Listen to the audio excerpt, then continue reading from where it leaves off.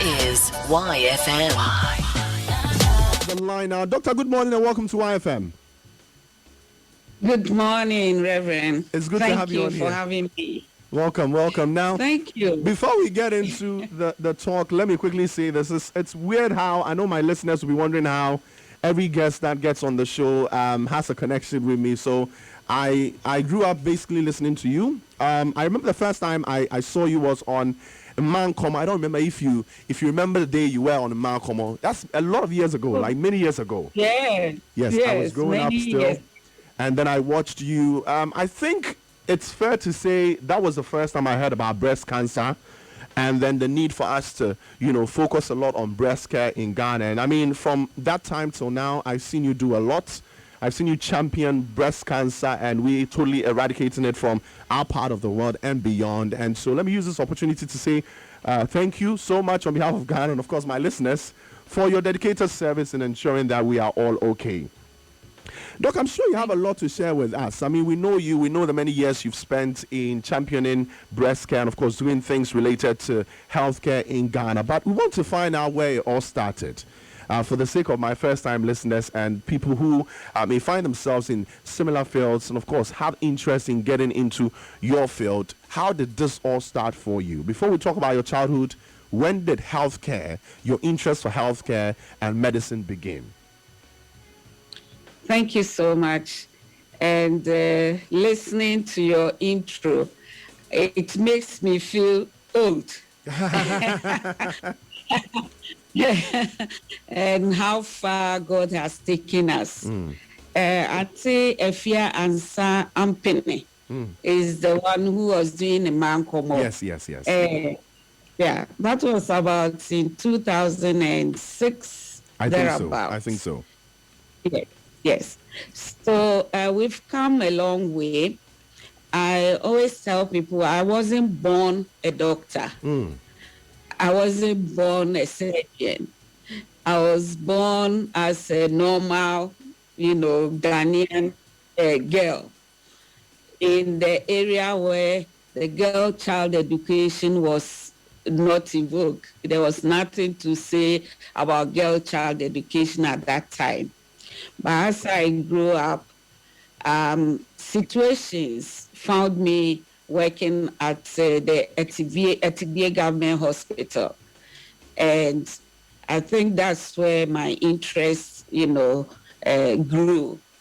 And looking at the people coming to the hospital, and when I was working in the pharmacy department, dispensing medicine, and it's all dawned on me that I think I'm interested to go there. Even though my childhood school time was easy for me, I was a science student and I didn't have problem reading or learning. It was very easy for me. But I never thought I would become a doctor. At a point, I even thought I was going to be a pilot or a lawyer. Yeah. But I mean, God has plans for everyone. So as I grew up, He shaped my path and brought me to where He wanted me to be. And I'm happy that that's the time you also heard about breast cancer.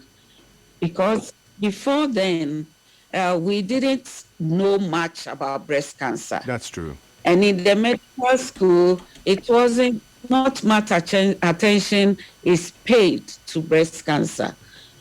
People thought everything in the breast was a boil, an abscess, and so they would go and treat it as a boil. When it turned out to be cancer, it was only meant to kill the woman. And so a lot of women have actually died. A lot of our loved ones, mothers, aunties, grandmothers, wives have died from breast cancer needlessly. And most often because of the fact that we do not pay much attention to the disease. Wow. That's a lot said. Thank you so much. So I believe in the course of the interview, we're going to break down a few of the parts you touched on in there. But take us way back to when you were born. You mentioned the area you were born, but what kind of family did you grow up in? How was growing up like for you? Okay, so I was born in a town called Prez in the Oh, great. South. Yeah. So my parents were not literate. Okay. My parents never went to school. But I was the sixth born, but the first daughter. And so naturally, I was meant to help my mother in the kitchen and in the house. And because girl child education wasn't that important at the time, it wasn't, my father wanted to educate all of us, but his attention was on the men and not the women. Okay. Because he had more boys than girls, you know. And that time, a woman's education always ended up in the kitchen. So why waste the time and the money? You know, at a point, he told me that now that you can read and write, I think you should let your other siblings also go to school. Wow. and stop there. Yes. So I went to school early because my brother, the one I came after, died in class 1.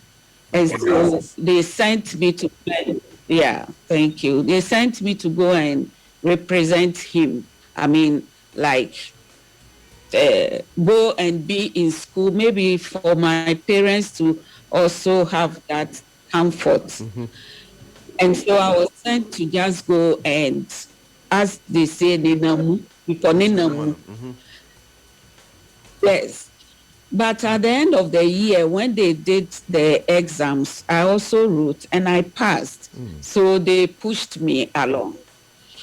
And so I was the tiniest person in my class. Wow. And they used to call me Sarah, you know. So those days we used to have common entrance, and I started writing the common entrance exams from Form 1. I passed Form 1. My father said, you are too small. Form 2, you are too small. Form 3, I chose Abri girls. I didn't even know where Abri was, but I loved the name. So I chose Abri girls. I passed, but my father said it's too far. Even though it's the same, it's in the same region, but he said it was too far, and that I was too small to even travel that far. So I stayed on and finished the Form 4. That time we were doing the middle school living certificate examination. Yeah. I completed with a distinction, and I then chose Prez to secondary school because I didn't want to select a school that is far for my father to say no. So I chose Prez. And when the results came and I passed, he still wasn't keen on sending me.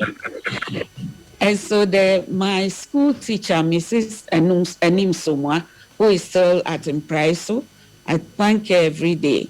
She came with one Mr. Banfo. He was called a BTA of blessed memory, to come and beg my father to take me to secondary school. Wow. At a point when my father was still adamant, Mr. Banfo then agreed to send me to secondary school. And my father wasn't happy about that because it wasn't that he was poor. My father wasn't a poor person. He had a car at the time. He was a poultry farmer, and we used to go to the farm in the car up to where the car would take us.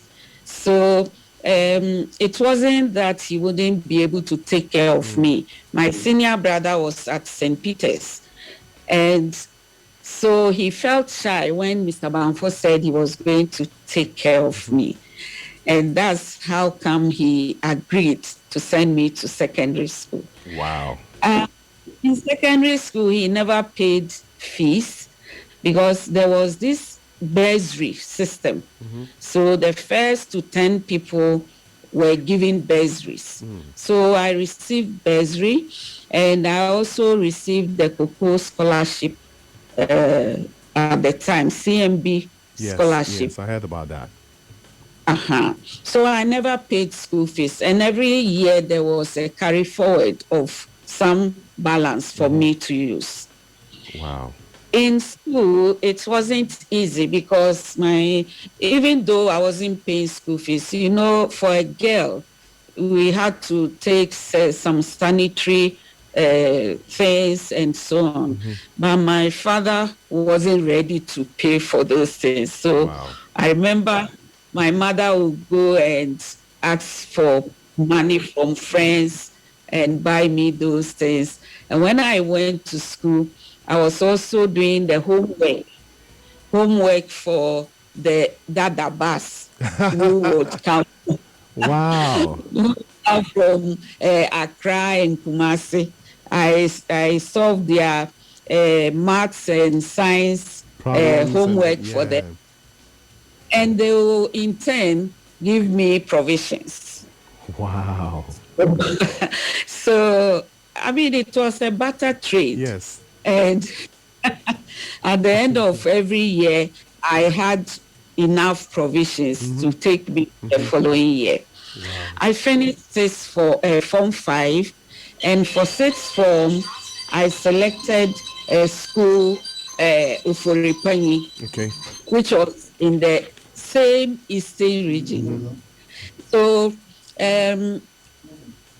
after Form 5, my father had told me that I should go to my brother who was teaching at the Pong Tamale veterinary school. My brother is a veterinary officer. So I should go to him and go to veterinary school, because at veterinary, you don't pay for anything. You are rather given allowances, so that I wouldn't come and be worrying them about money. So I traveled to Tamale to go and live with my brother. The day before the interview for the veterinary college, I got a letter. My mother asked the teacher to write a letter for me. Those days, letters were taking weeks and months to arrive. So a teacher had written a letter to tell me that I should come back down country to go and go to sixth form, because I passed well and I need to go to sixth form. So I told my brother, but you see, that time my father's word was final, and my brother wasn't going to allow me to do that, because he said, Papa said you should go to veterinary. Yeah. So I went to some students who had traveled there from the southern sector.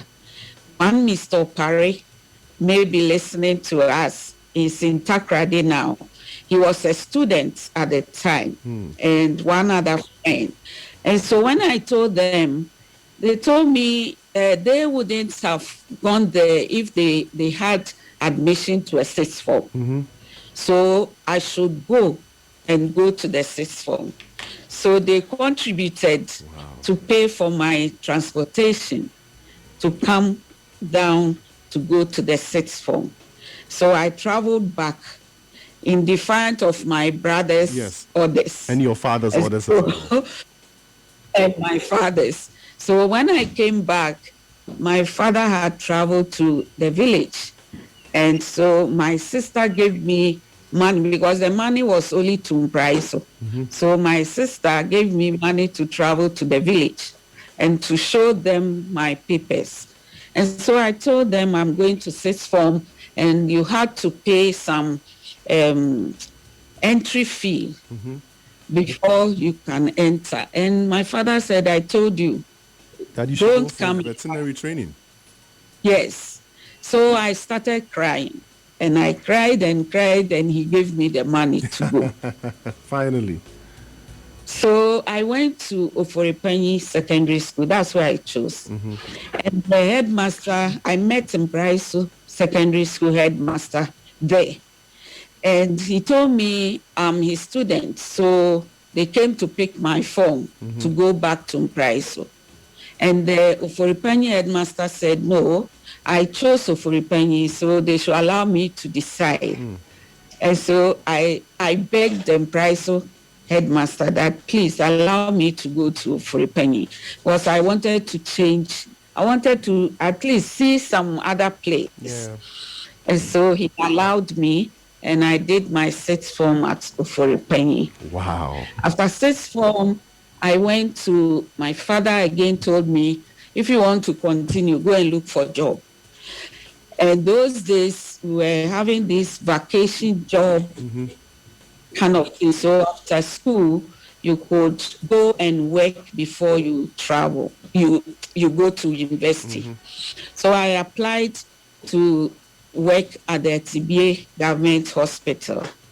I used to take my younger siblings to the hospital when they were sick. So I knew some nurses, I knew some people in the hospital. So when I went, I was asked if I would like to work at the pharmacy dispensary, because that's where they needed some hands. And I was happy to do that. So I started working there. And one day, Mrs. Anim Soma, the one who begged my father to send me to secondary school, came to the hospital.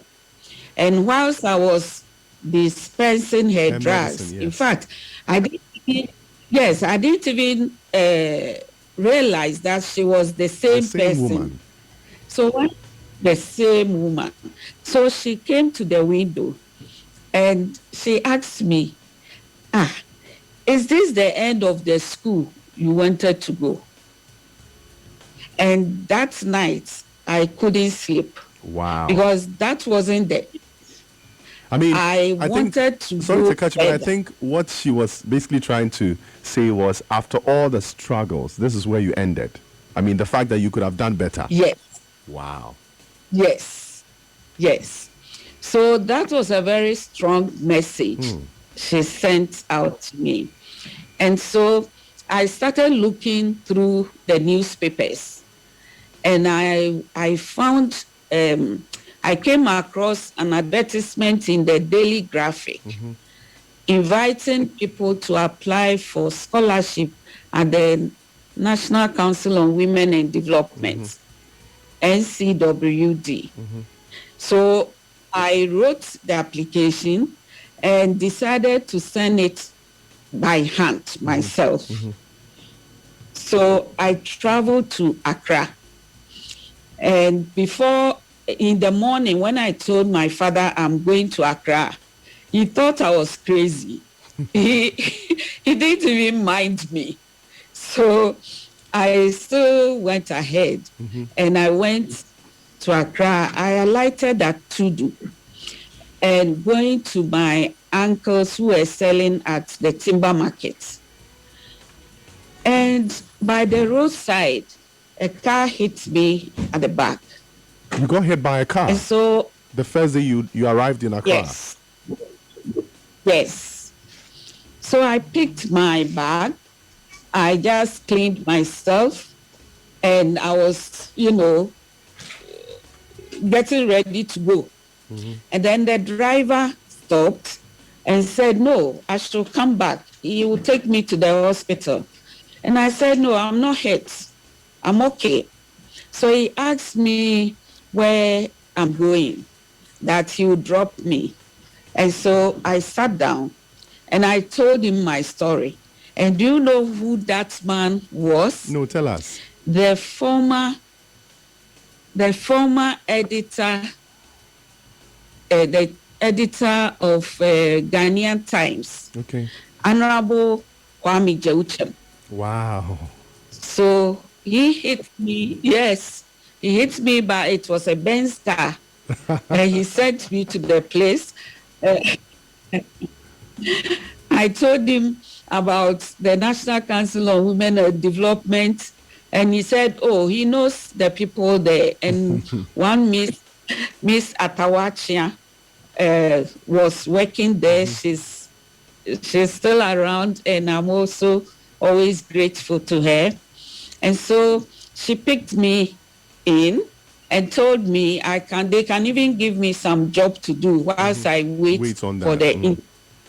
So I started working there, and at the interview, she advised me if I apply for medicine and I don't get, I should pick pharmacy. Okay. I said, fine. Me, even I like pharmacy. I worked in the dispensary. So I went for the interview. And that year was the year the 31st Women Movement yes. had been formed.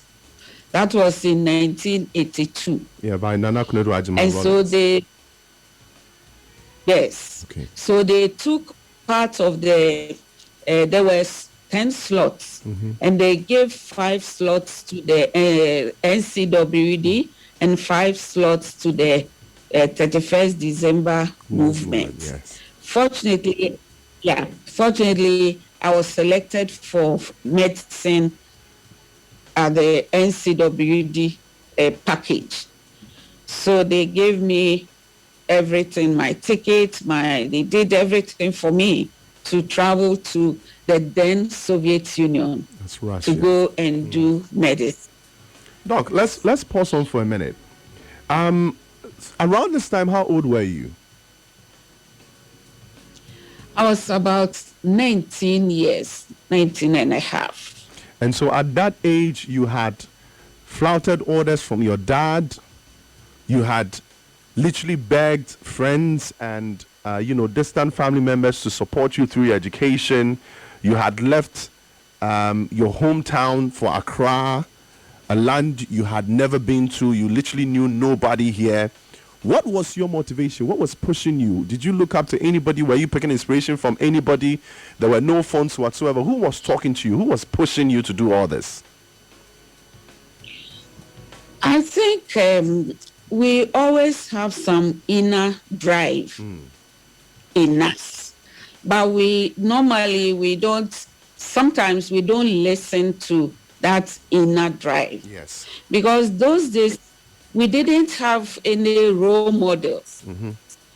The only woman from my hometown who was a graduate, in fact, she didn't finish the university at the time because I was told that she got pregnant on the way.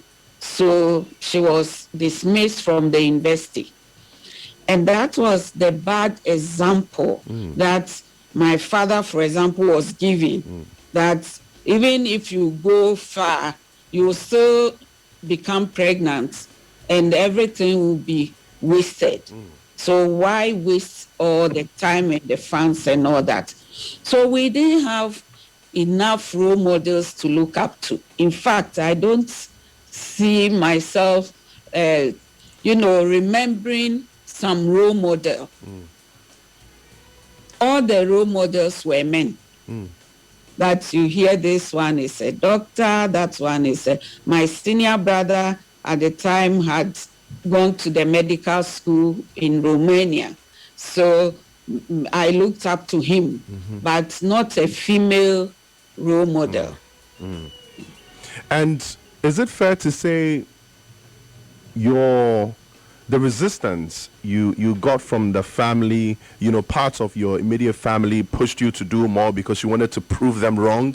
Because you mentioned that your daddy basically used the example of the woman who didn't graduate, the one who got pregnant along the line. Your big brother was just basically following the orders of your dad. And so the only support you had was from your mom. But then at some point you wanted to still push through and, show them that it can be done. Is it fair to say that? Yeah, sometimes, you see, we need to listen to our parents because they have seen it all. But if you have a strong case and you sit your parents down at a point, they will agree and understand. I know my father was a very strong personality. He was very respected in the town. And so, I mean, I respected him a lot. But when he also didn't understand me, I had to resort to other people to talk to him. And my mother was the great mediator. Yes. So even when my father is annoyed, my mother will be the one to go back behind the scenes and to talk to my father. And so even when he's annoyed, there's not much he can do. He just looks at me. Yeah. And I think he could see that strong personality in me as well. And that is what he was. He was a very strong personality. Yeah. So, like I was saying, when you have something on your mind, Yeah. even as a child, and you are able to explain yourself, you are able to articulate your feelings, not being rude, but respectfully. If you are able to sit your elders down, they will also understand you and give you all the support. Because initially it was so difficult for me, just because I'm a woman, and at that time there was nothing like information about how women can also be assisted. Yeah. And so that's why it was difficult for me. But later, my father understood me, and without my mother, for example, I couldn't have done even half of what you did. God has made me. No. So you got the opportunity to travel through the intervention of the government, the project that was on back then. When the decision came, how ready were you physically and mentally? Because this was you having all your life spent here in Ghana. You had zero experience outside the country. The people you were exposed to were your immediate family members. Beyond your brother studying outside, nobody else had left to that part of the world. How ready were you? And I don't know if you remember your first experience when you landed in the Soviet Union. How were things for you? I was so excited. I was very happy. And when I was going, I remember there were 7 of us from Ghana. Okay. And I was the only girl.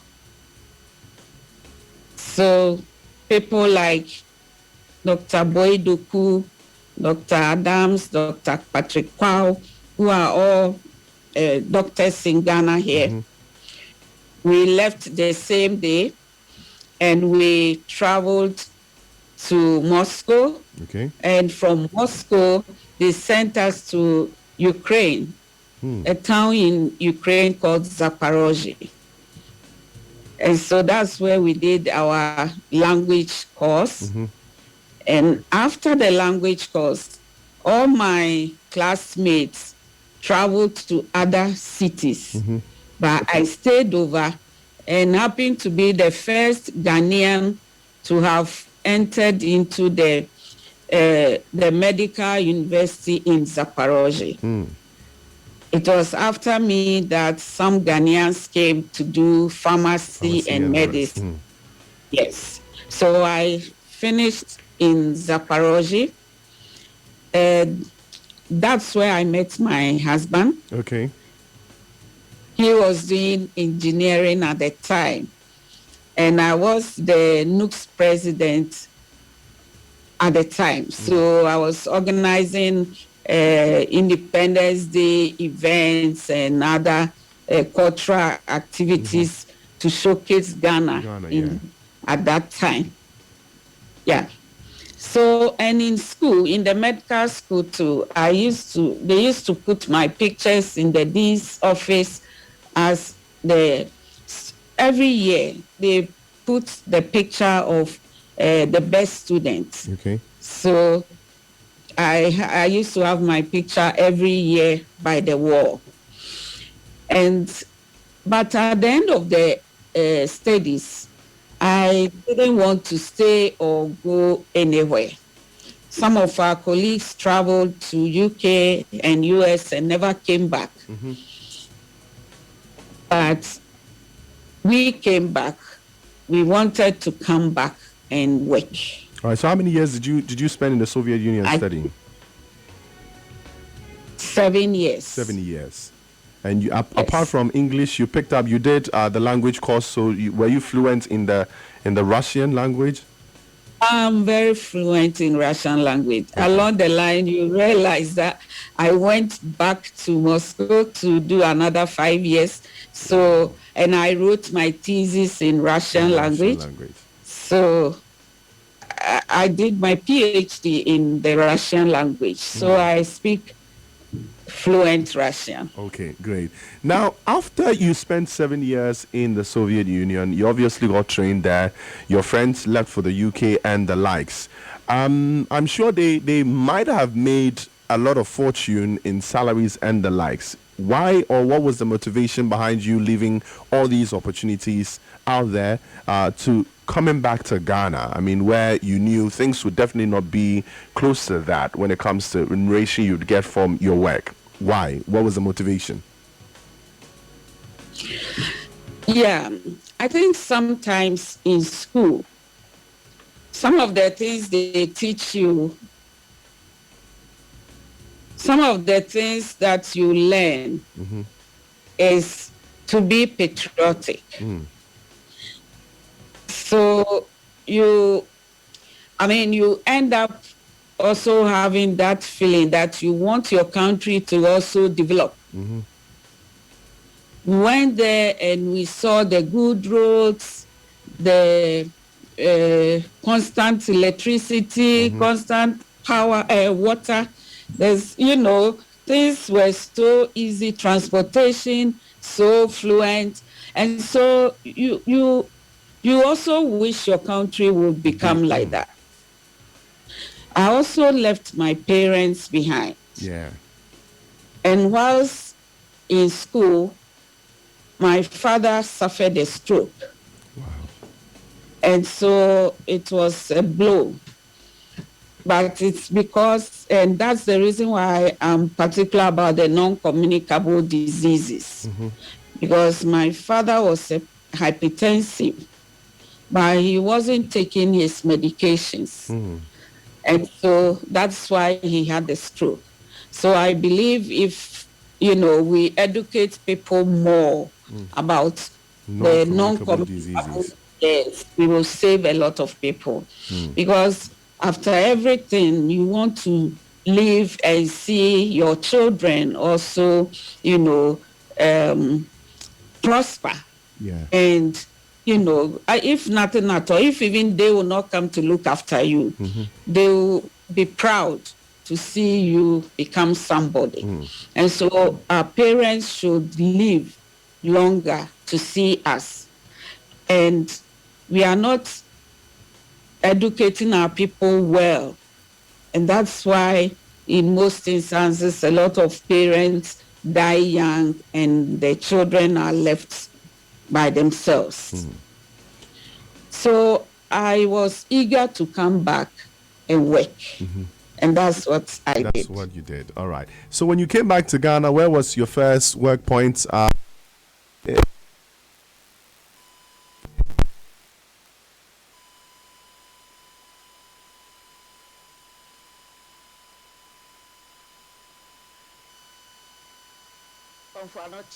Okay, that's where it all began for you. So how did you settle in? You were obviously from Abutre. There was a system ongoing already. The department you joined, how did you settle in? Were your staff, your colleagues welcoming enough? Yes, in 1989, when I came, in those days, you come back and you go straight to the hospital you want to go to. Even though as a co-man, some of my people were in Accra, so I remember my uncle saying that I should stay back in Accra. But my husband is an Ashanti. So I followed him to Kumasi. And it wasn't easy because it was my first time in Kumasi. And you come back, you don't have accommodation, you have to look for a place to pitch before you are given accommodation by the hospital. And so it wasn't easy, but it was pleasant. It was nice. That time I went straight to the Department of Medicine. After 6 months, went to surgery, and then 6 months again went to pediatrics, and then after that I went to ONG department. Okay. At the ONG department, I met the likes of Dr. Anani, Honorable Dr. Anani, Dr. Pukwedusei, Dr. Santimante, Dr. Danso, and they were so friendly and welcoming. And so I stayed in the ONG department for about 2.5 years. But my boss at surgery department, Professor Ni Amonkote of blessed memory, and Dr. Atutonu of blessed memory, were always asking me to come back to surgery because I also liked the surgical department. So eventually they convinced me to go back to surgery. Doctor, so after telling us about how your colleagues tried convincing you, I wanted to find out if that was the reason why you decided to become the resident general surgeon at Konfanochi. Yes. Okay. I became a resident surgeon. So as a general surgeon. Hello? Hello, I can hear you, doctor. We can hear you loud and clear. Okay. And I was the only female in the department. Nice. But yeah. So, but my bosses were so good to me. I mean, they encouraged me a lot, taught me a lot of things. Dr. Abua is still around, and I'm also very grateful to him. They taught me quite a lot. When I was leaving ONG, actually it was because of one of these myths that that surrounds a lot of the things that we do. I was pregnant at the time and doing cesarean sessions. So as a resident general surgeon, before you become a resident, you need to do the entrance exam, you go for an interview. And so I did all that. And on the day of the interview, I lost my dad. Oh, wow. So I got the information before I was even called for the interview. And I was, it was two things. Either I leave or I continue and go home later. I decided to stay and do the interview. You stayed and did the interview after you were told your dad passed that very morning? Yes, because it was once a year that you have to do the exam. And if I do the written exam and I don't do the interview, it means I have to write again the following. Yes.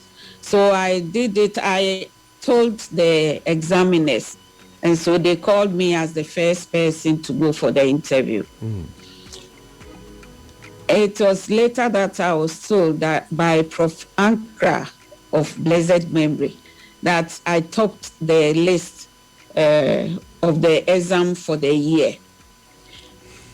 And so I was swiftly engaged in the surgical aspect. So I went to the surgery department as a registered yes, resident. During the time, I had a patient with cancer of the pancreas. And this was a wealthy man who had been in and out of the hospital because of his condition. But when I read through his notes, it didn't add up well, because we know pancreatic cancer is very aggressive. And so people do not live with it for years. And so I had a resident German doctor who could link up with his professors in Germany so that they look into this patient's document for us.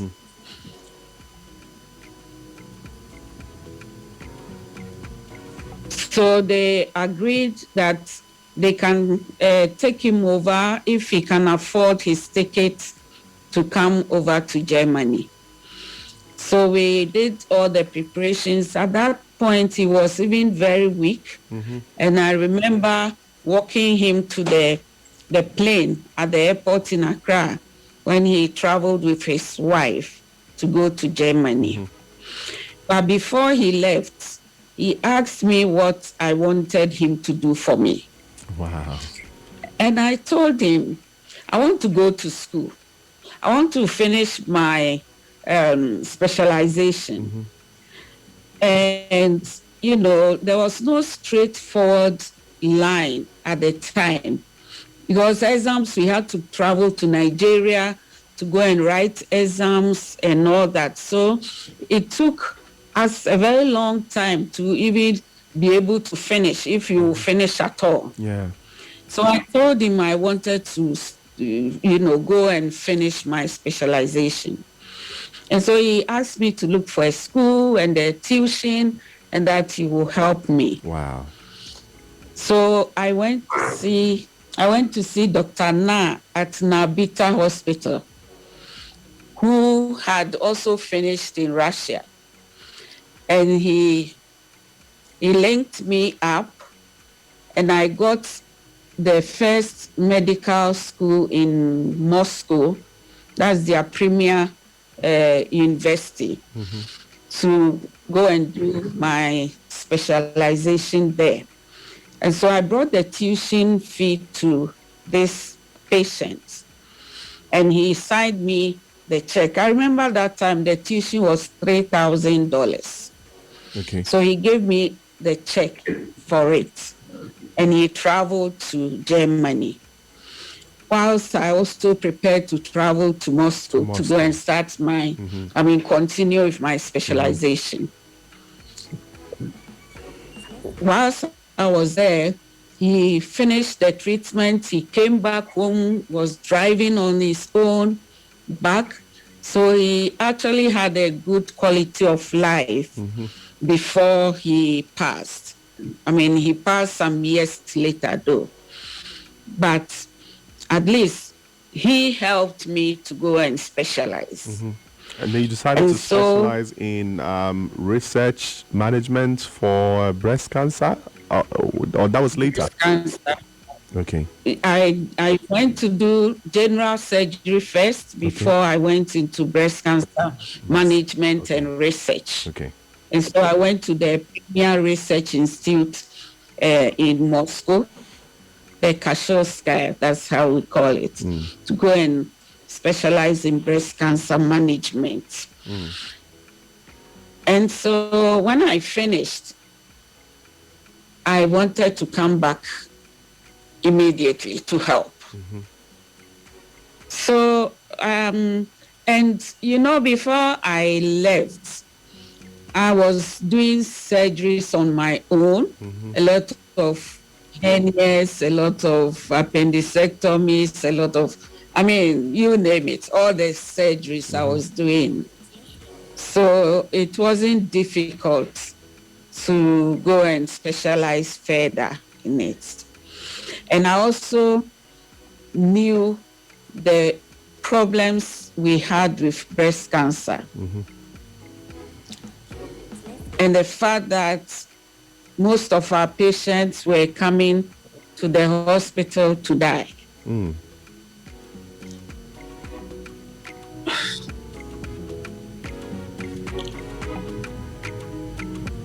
Can you hear me now? Yes. Great. I hear you. Yes. So Do you hear me? Yes, I can hear you now. I can hear you. So at what point, when you went to do the specialization in surgery, at what point did breast cancer come in? I mean, you mentioned that you were, it was software for you with regards to the Addai, the general surgeries here in Ghana, appendicitis and the rest. But at what point did breast cancer come in, and what was the motivation? What drove you towards that angle? Yeah, before I left, my boss, Dr. Tutonu, was a thoracic surgeon. So he was handling most of the breast cancers at Confanoche. And I was assisting him, obviously, in all the breast surgeries. And so I knew the problems that we had. And being a woman, a lot of the women felt comfortable to come and see me when they have issues with their breast. So I knew that most of the patients were coming to the hospital when it was too late. Too late, yeah. And so when I had the opportunity, I then, learned how other people are doing it, what they are doing that makes them, handle breast cancer the way they do, so that the patients do not always have to die. And so I did a thesis on management of early stage breast cancer and how it was being done at the time.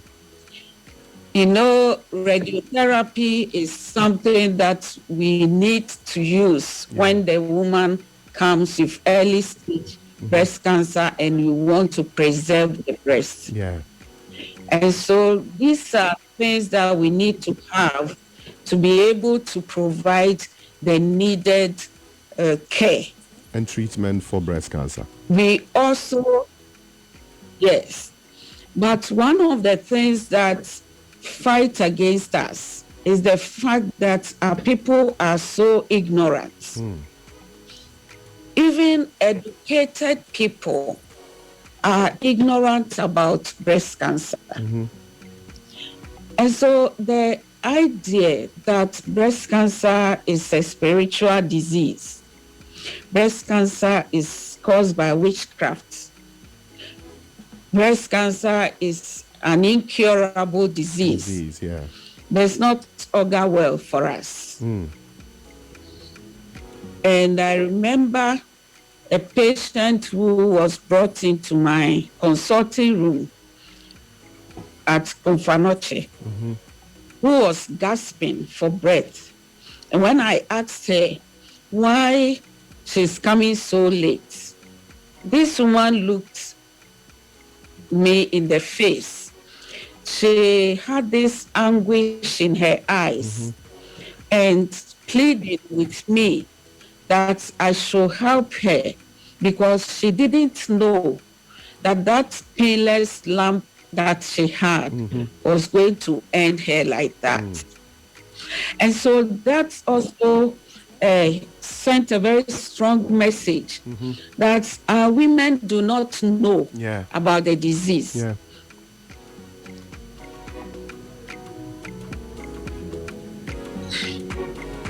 Doc, can you hear me? And this is a disease that is, yes, I hear you now. And this is a disease that is not painful at the beginning. And our people are not used to Yes, and people are not used to go to the hospital when there's no pain. So we actually needed to educate them to talk about breast cancer. And I'm happy, even as you were growing, you got to know about it, that we started talking about it. For people to understand that it's a hospital disease and it can be cured only when detected early. And that is how come I started the Breast Care International as an NGO who would start to educate our people, to demystify breast cancer, to let people know that it's not a curse on a family or a spiritual disease, and that people will only die when the disease spreads. And breast cancer will not stay in the breast alone, always. The more you allow it to stay in the breast, the higher the chances that it will spread to other vital organs. And there are 4 typical organs that receive the spread, the cancer cells: the liver, the lungs, the brain, and the bones. Wow. So Unfortunately, beyond the damage it does to the breast itself, it spreads to these 4 human organs. so it doesn't stay in the breast alone. That is the issue. That's the thing. If it will stay in the breast alone, we wouldn't be worried so much. It's only when it has spread to these organs that it can kill. And that's why it's important for women to report early to the hospital before it even spreads to these organs. Okay. Doc, we'll break it down a little further with regards to breast cancer itself. But after Confanochi, you moved to Peace and Love Hospital, right? That was the next setup you had, right? Yes. Great. Now, putting up a health facility and managing it for this long is certainly not for the faint-hearted. Tell us, in your own opinion, tell us how you've conceived and implemented this vision. I mean, you've kept the hospital running for a long time, done so much. Thank you. I actually left Confanochi because of certain issues. Okay. I built the breast care unit at Confanochi. And that is because at the time, I realized that we didn't have a place to check the women. We didn't have a place to do the examination that we need to do for the woman. There was no privacy. So I contacted the authorities and asked that we get a place for women. There was no place, I was told. But I was also told that the first structure of Confanochi was falling apart. And so if I can renovate it, I could use it as the breast clinic. So I applied to the Social Investment Fund, who agreed. And that was their first health project that they did in Ghana. They asked me to pay 10% of the amount, and they paid 90%, which I did and built the structure.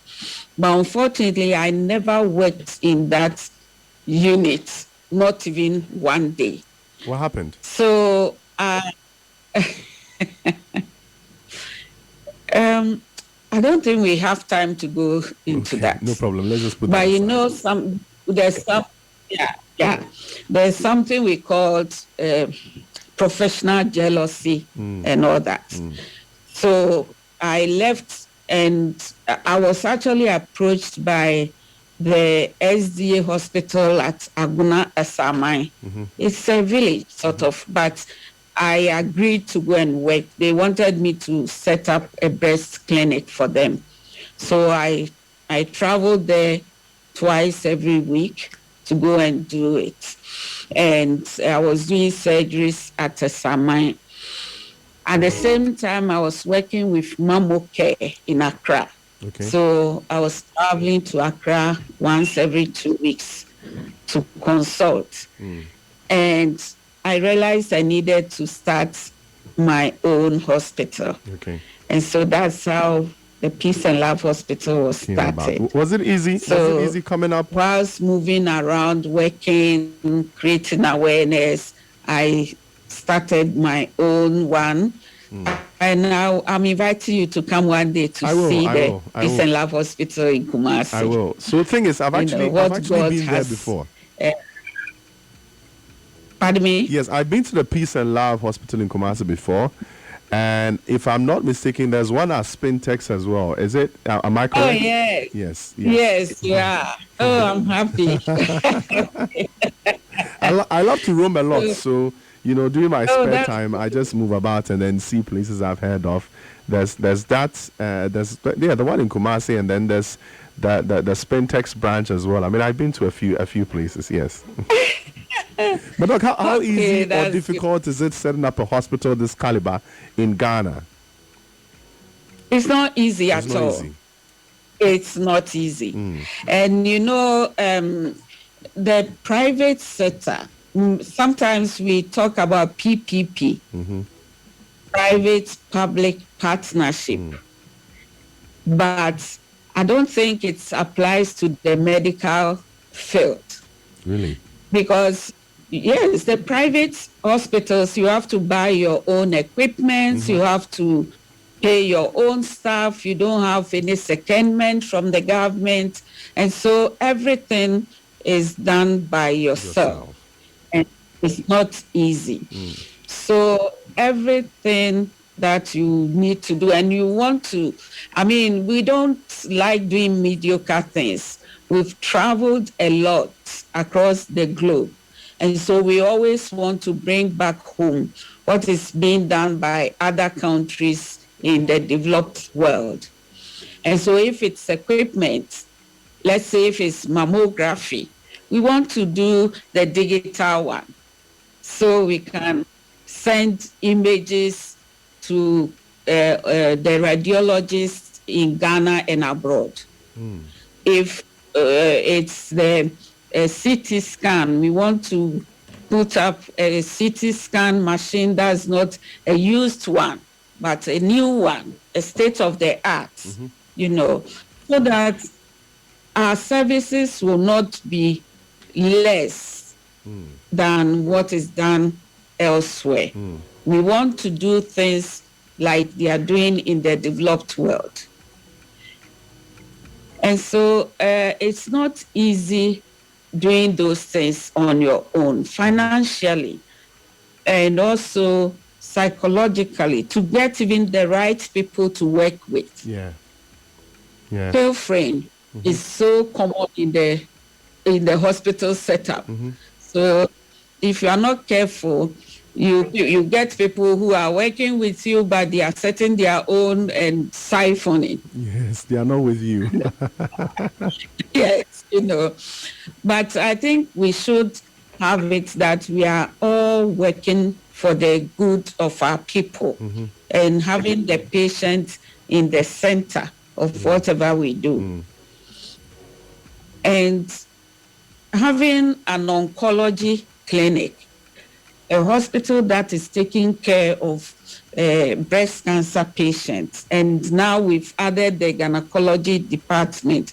So we have those with cervical cancer as well. And we have the urology department, those with prostate cancer. And so those are things that are heavy. They bring a lot of stress on the people.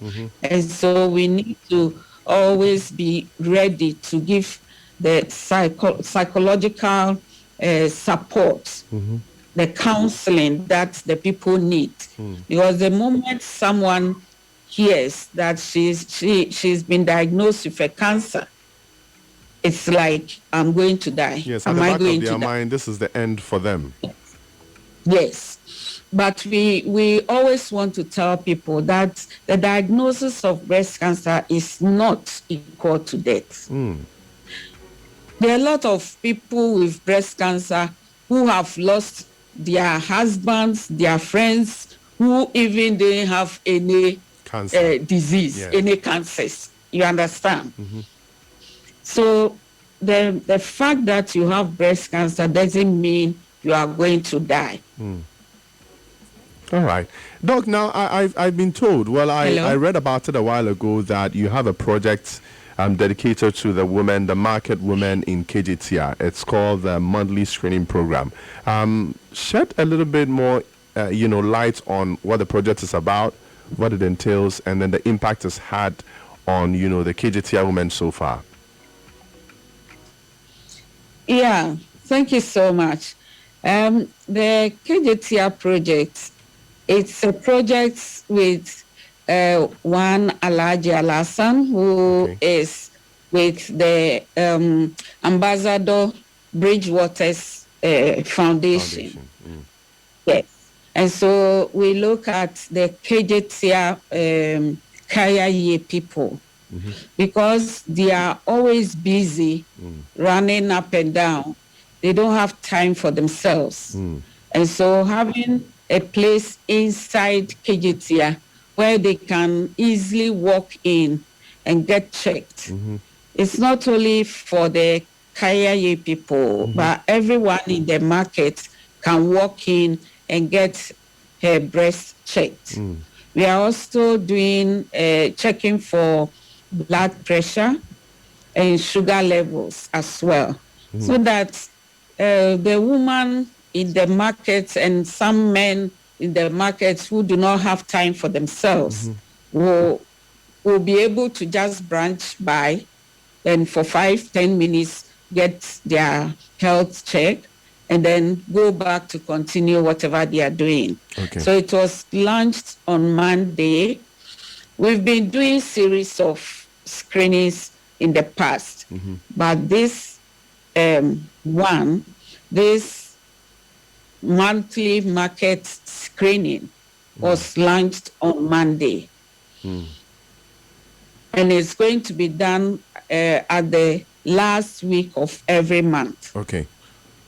All right, so it's a project that's going to run last week every month and is stationed at the KJTR market to, help screen women who don't have time, who don't have the resources, to check them, women and men. Point of correction, women and men who don't have the time and resources to check themselves against breast cancer. I mean, early detection is better.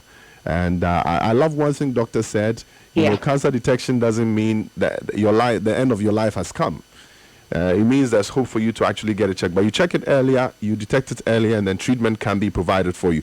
Doc, apart from cancer and the cancers, what other ailments does the center cater for, and how impactful have both facilities been so far? Kumasi and Accra. Okay, so for Kumasi, we have the General Medicine Center where we do the hypertension, diabetes. We have the hepatitis. We also have the dialysis unit where people with kidney failures have their hemodialysis done.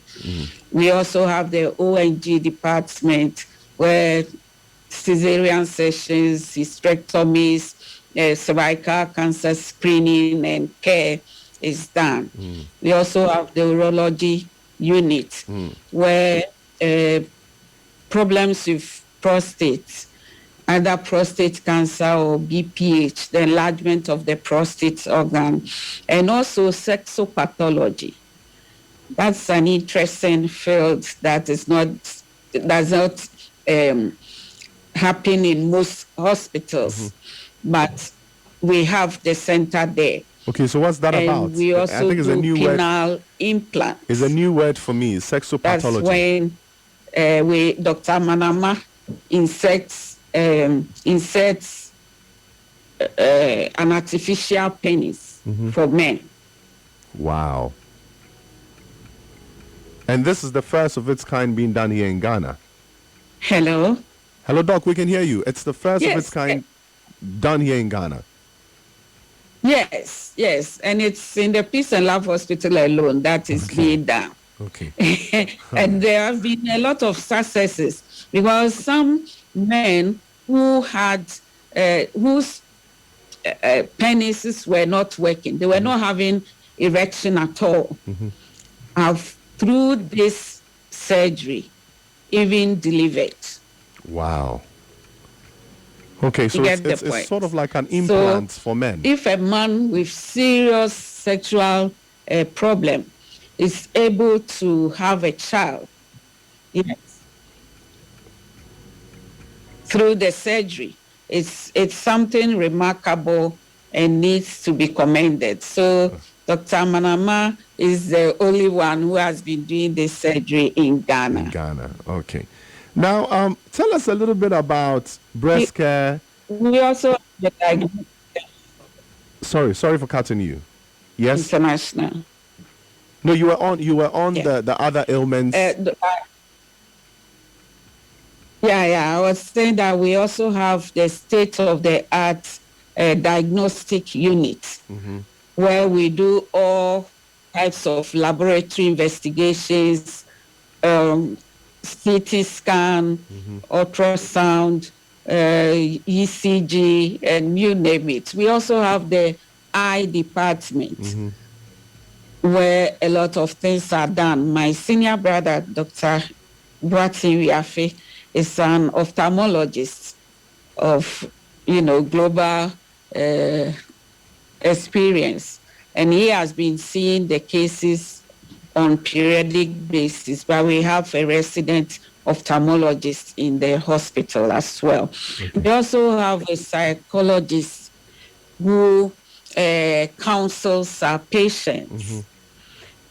And we also have breast cancer survivors who are also employed in the hospital, and they help the newly diagnosed breast cancer patients with their personal experiences.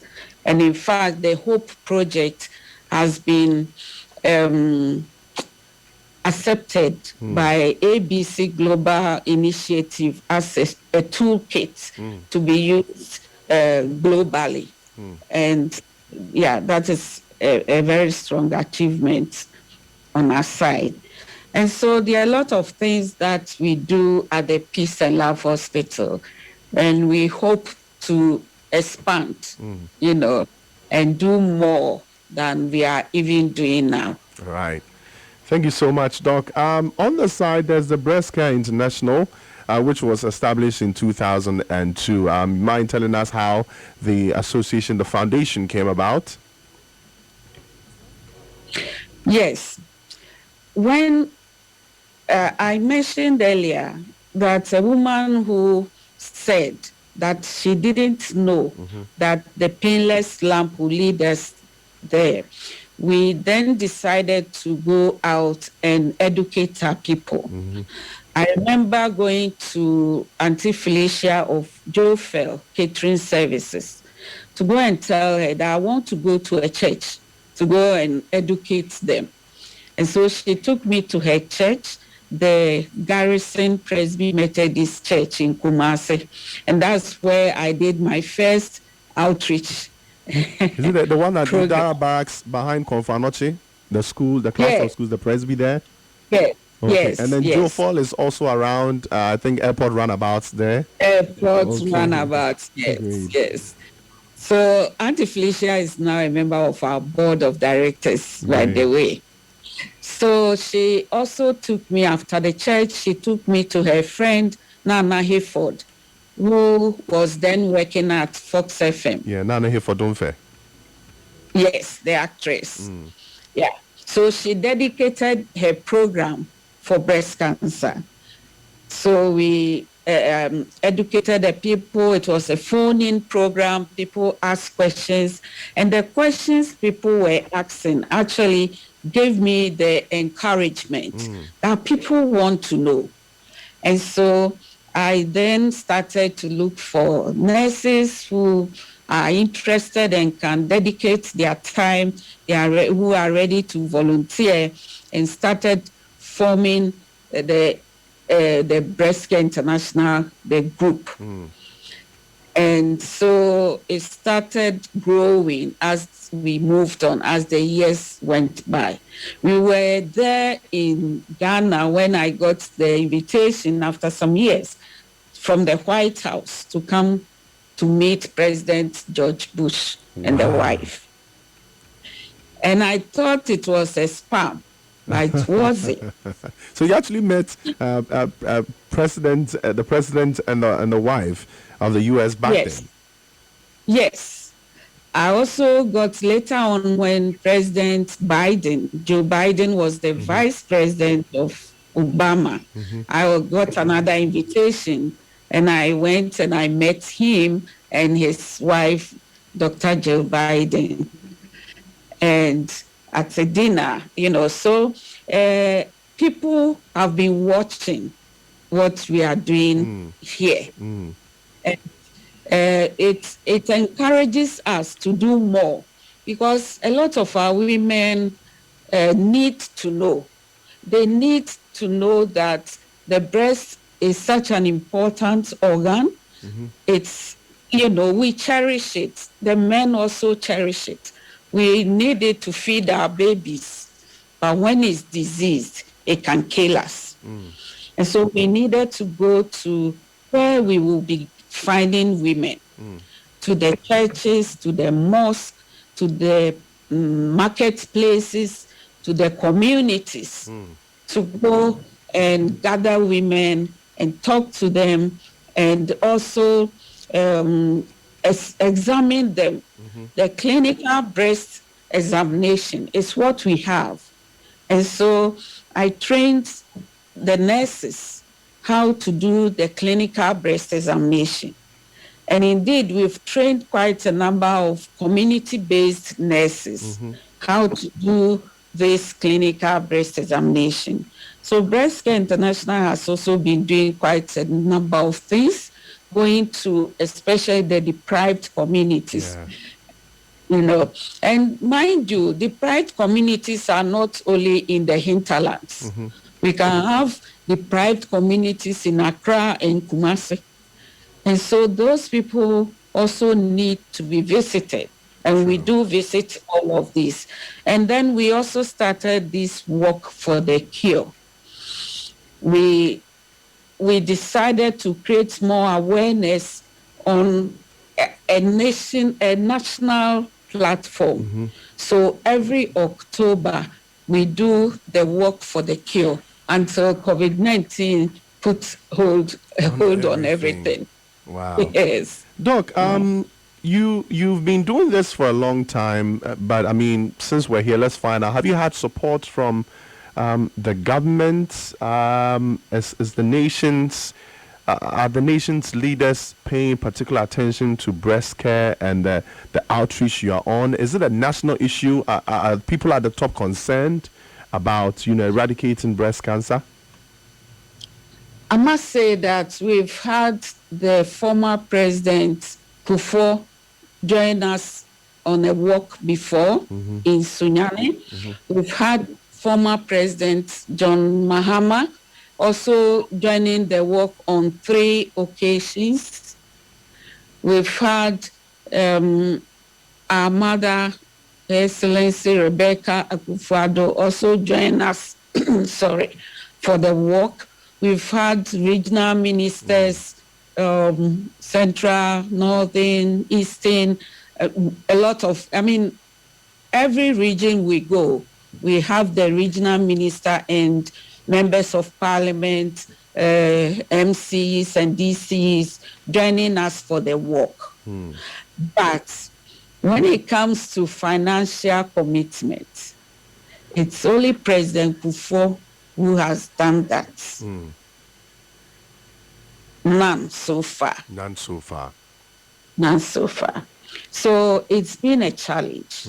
We actually need to have a social support system for the people who have been diagnosed with breast cancer. Because whether they are going to the public hospital or private hospital, they have to pay for a lot of things. The government has to come in and subsidize treatment for breast cancer. and detection. Yes, if possible. If possible. Otherwise, we should have systems in place where people can contribute. And that's what Breast Care International has been doing. Since last year, we officially launched the Breast Cancer Fund, where people contribute into it.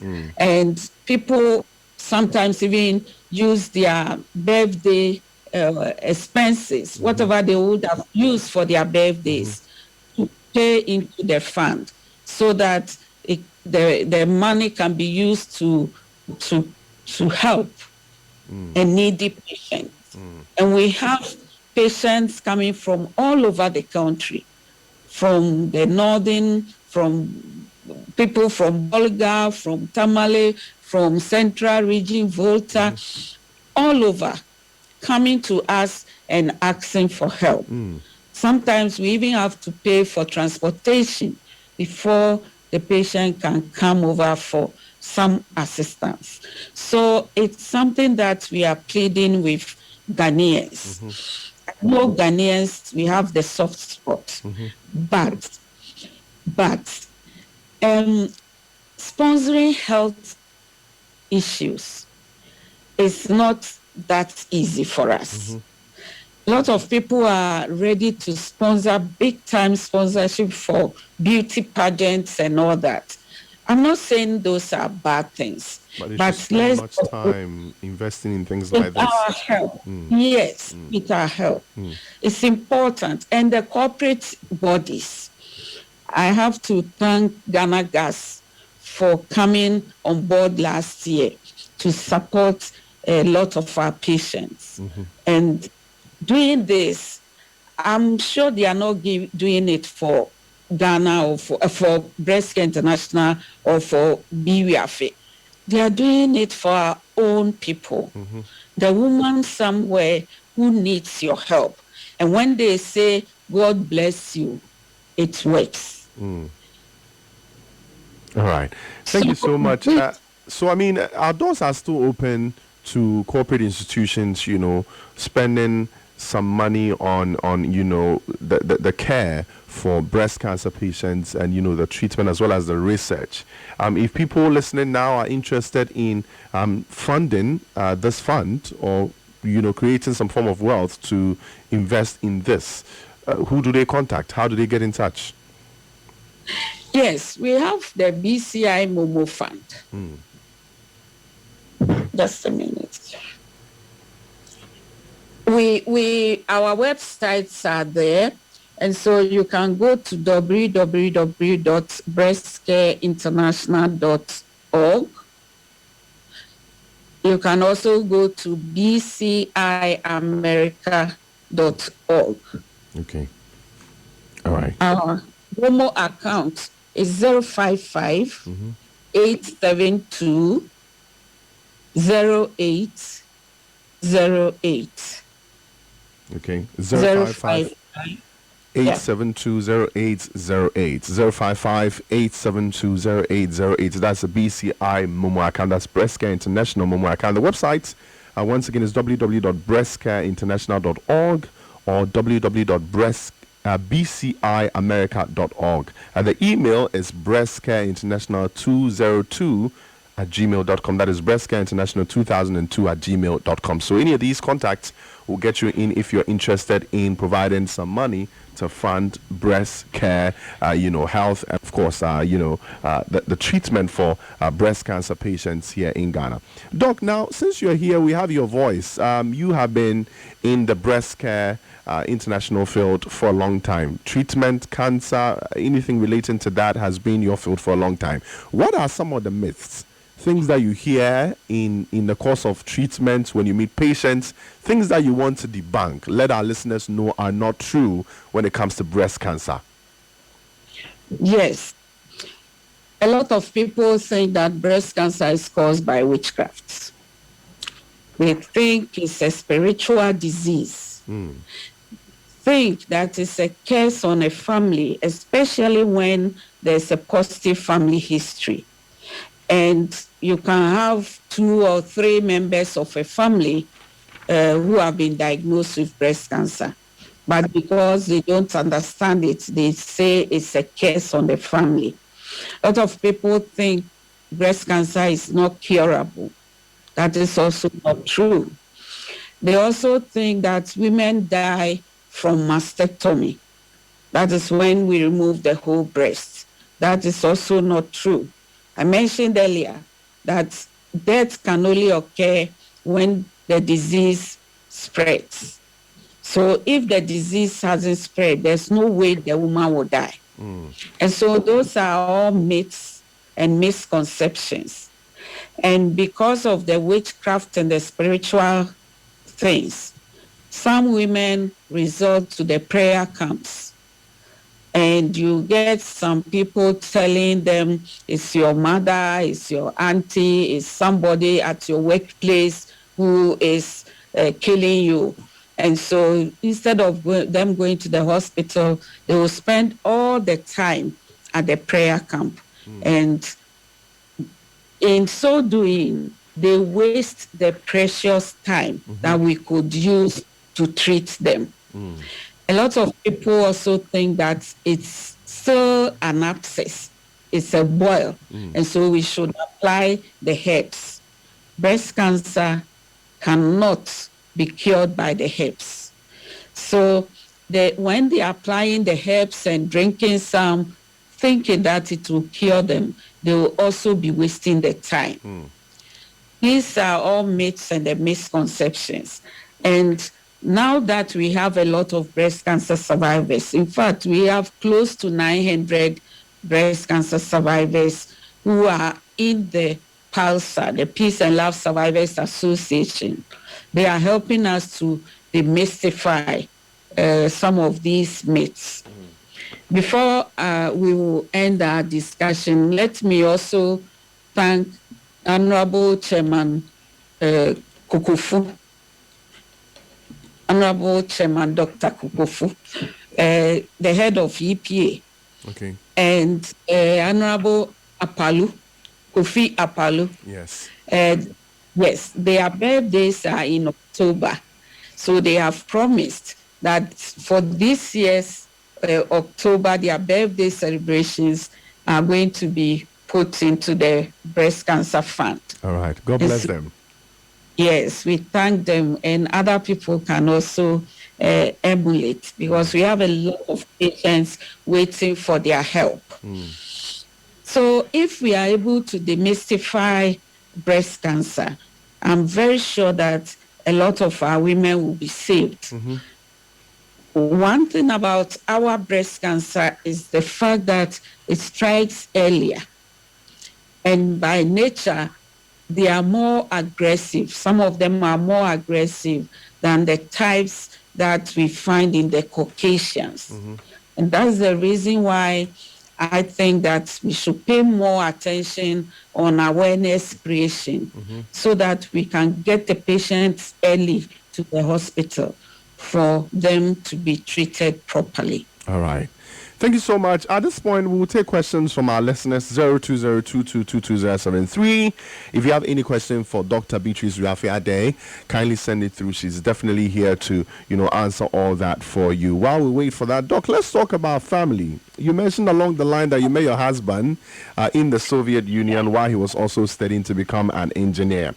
How challenging would you describe managing a family or managing your home together with all these things that you're involved in? You're taking care of women from different families day in, day out. Does it ever become a challenge? I think I should put it in the right way. Does it ever become a challenge managing the home and these hospitals and the projects that you're involved in? Yes. I shouldn't, tell a lie. It's a challenge. But I mentioned earlier that I had my mother around for some time, a long time, to help me take care of my children, because I have 5 children. And 4 of them have now finished the medical school. So it wasn't easy, but it's doable. And you also need to have a husband who understands you, if your husband doesn't understand you, he wouldn't support you. That's true. And so you need to make your husband understand the kind of job you are doing. And sometimes he will even buy into it and support you in doing a lot of the things. All right. And so my husband has also been very supportive. My kids have not been dadama, you know. They've been hustlers, even right? though they know.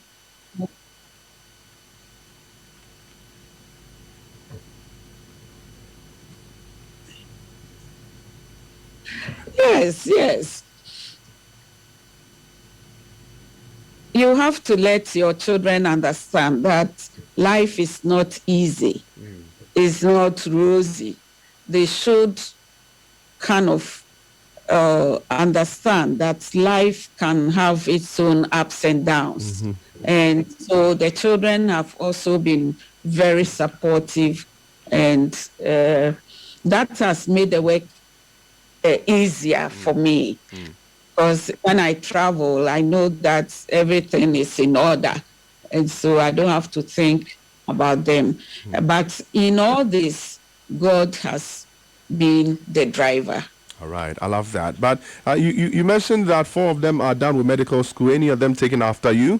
Any of them interested in joining, treatment and detection of breast cancer? Yes. My number 1 is a gynecologist. Okay. She's married in Holland, practicing.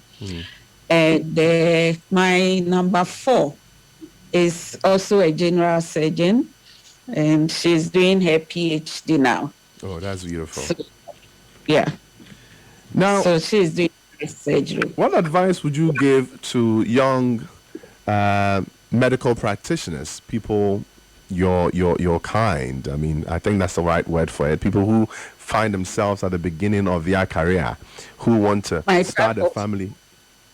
My type of species. Yes, exactly. That's the right medical word. The types that want to pursue their career and still start a family. What are the things they should look out for, and what advice would you give them? Yeah, they should remain focused. In fact, at the beginning, some senior colleagues advised me not to go into surgery because it's a difficult area. And so I should rather think of something else. But if you know what you want, if you are passionate about what you want to do, you should go for it. And you shouldn't expect to have everything on a silver platter. You should expect to meet bumps here and there. But fortunately for them, they have role models. We have a lot of doctors who are into various fields. And so you should look at where your passion is and try to work towards it. Don't follow the drifts. Don't do it because others are doing it. You should rather have your own view, your own call. And I always say that medicine is a calling. And it should remain as such. If you are doing it because somebody asks you to do it, then at a point in time, you may find it not interesting. But if that is your calling, it is a very interesting field. Okay. And the fact that you are even helping other people to get well, because our health is our wealth. We don't value it when we have it. But it's up to us to let people understand that they should value the health that they have at the moment. All right. Thank you so much for that piece of advice, Doc.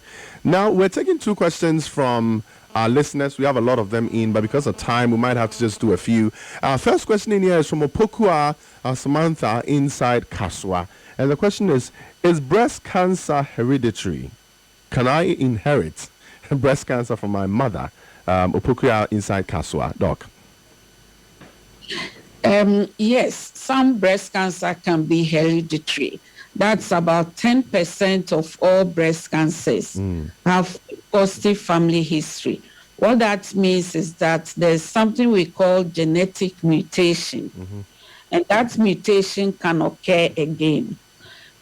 Fortunately, in Ghana, we will soon start testing for the genes that can cause this, the BRCA1 and 2 and other genes. And so that will actually help us to know who are at a high risk and what to do for them. Okay. All right. Yes. And but it's only 10%. Only 10% out of the 100. All right. Opuka, I hope your question has been answered. This next one is coming in from Francis Ose Mensa inside Abosokai. It says, Rev, I'm listening inside Abosokai. Is it true that breast cancer affects men? I think I've heard this so many times, but Doc is here to answer that. Doc, is it true that breast cancer affects men too? We have men having breast cancer cases? Yes, it's true. Okay, so if we take 10 men, how many of them are prone to getting breast cancer? It used to be 1.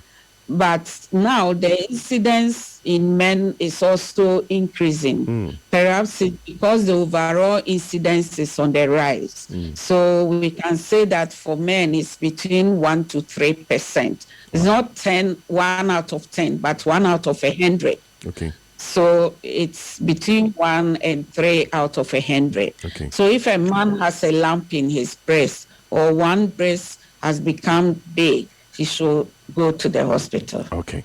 All right. Thank you so much. Now, back to your personal life. Doc, if you're not performing surgeries, if you're not taking care of people with breast cancer and preaching general health well-being, what are you doing? What do you do for fun? Music, movies, traveling? Which one is it for you? Browsing. Staying online and obviously learning, right? Yes, you have to keep learning. The new things are coming, and I do a lot of research. So I do a lot of reading, and I also love music.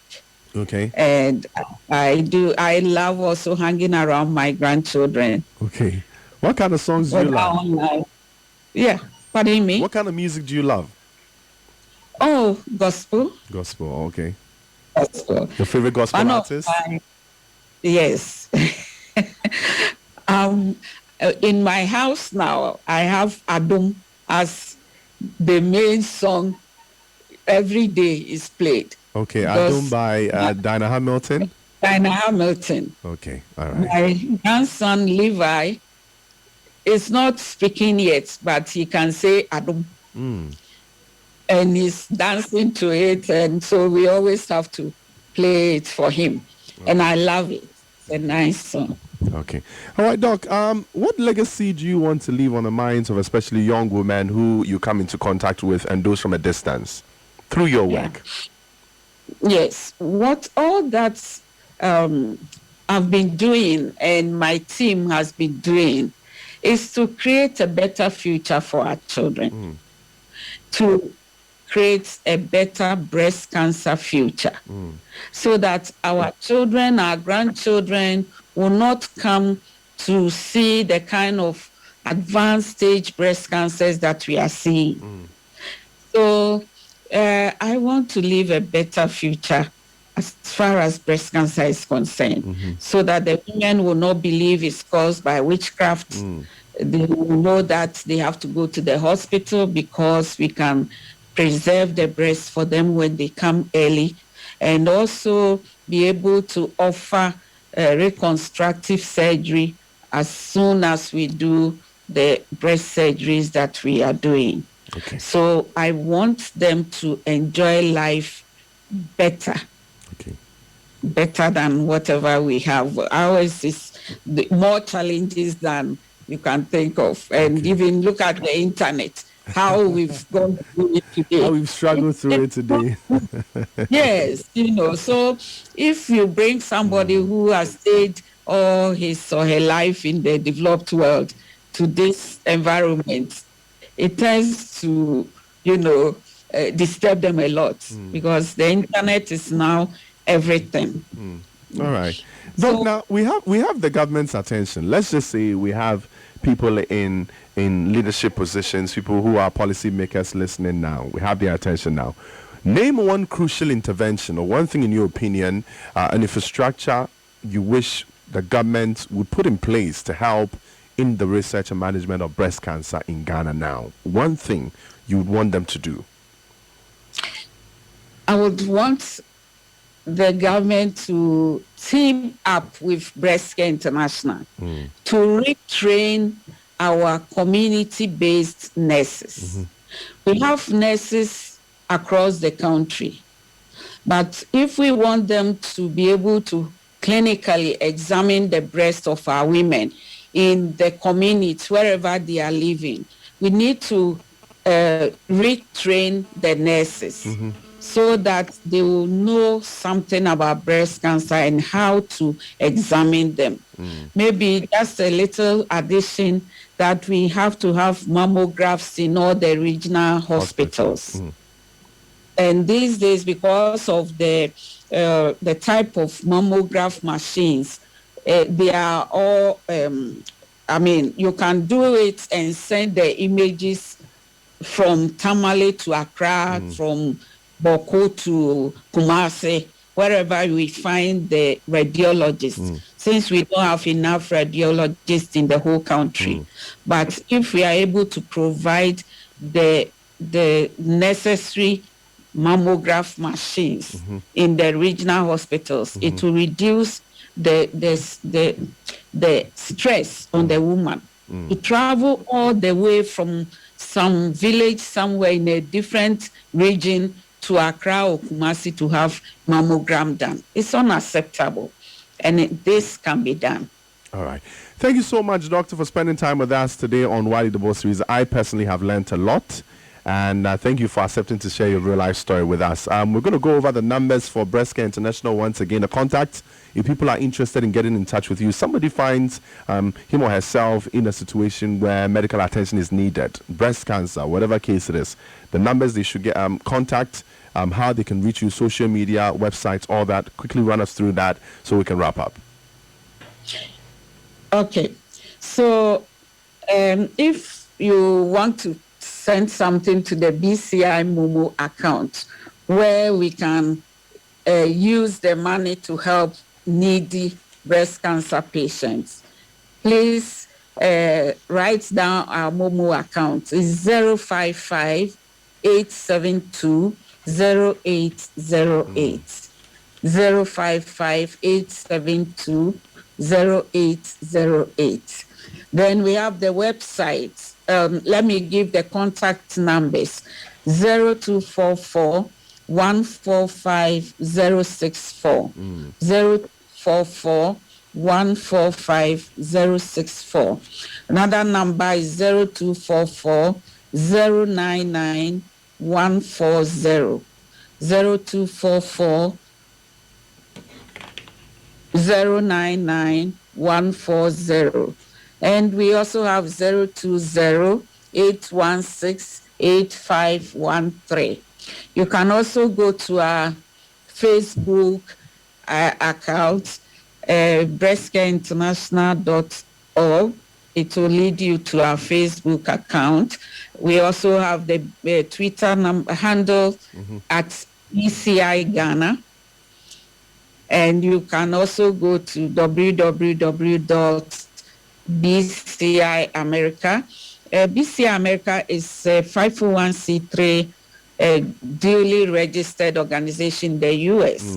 So those who are outside the country and want to have their tax rebates, they can contribute something to BCI America and they will get their tax rebates. Right. You can also go to www.breastcareinternational.org. Okay. And I'm there Thank you so much. respond to your questions anytime. All right. Thank you so much. Doc, any final words, anything else you'd like to add? Anything you'd like to tell our listeners, people locked in now? Yes. I want to tell our people, not only women, that breast cancer is real. Let us be breast cancer aware and not scared. People are still scared about breast cancer. We also want our men to support their women when they are diagnosed with the disease. That's not the time you should divorce your wife. That's not the time you should go and pick another woman when your wife has been diagnosed with breast cancer. Give her all the support she needs. That's the time she needs your love. Thank you so much, YFM. Thank you, Reverend. It's been a pleasant morning. It's been a pleasant morning for us to hear. Well, thank you so much for your wise words. And we're looking forward to having you back sometime soon so that we can, keep on hammering, the awareness for breast cancer. Have a wonderful day, Doctor. Thank you. Same to you. Guys, so that was Dr. Beatrice Wiafe, Addai, breast surgeon, CEO and president of the Breast Care International. Congratulations, you found the one station that plays Ghana's best urban music. YFM. Listen to YFM 107.9 Accra, 102.5 Kumasi, and 97.9 at Takoradi.